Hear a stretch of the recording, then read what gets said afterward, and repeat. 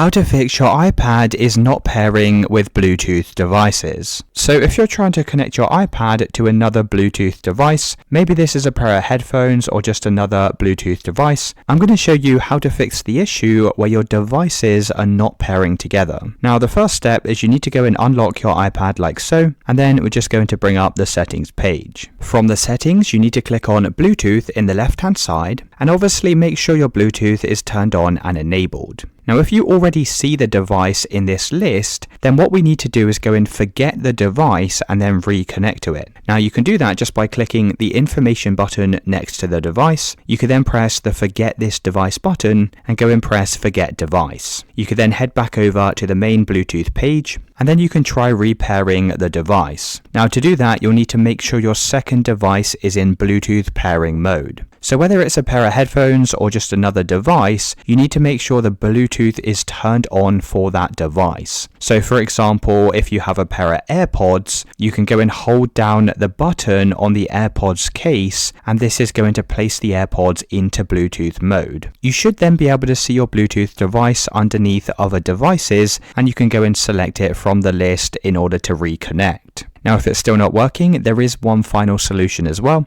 So over in the left hand side, you need to click on General, scroll down to the bottom of the page and select Transfer or Reset iPad. You can then press Reset and click on Reset Network Settings. Now this won't delete any of your personal data, but it will go and reset all of your Wi-Fi and Bluetooth settings. So you may need to enter the passcode to your iPad in order to confirm this, and once it's finished, we can head back over to Bluetooth once again, and then you can try reconnecting your Bluetooth device. Now it's really as simple as that, guys. Let me know in the comments if you found this video helpful.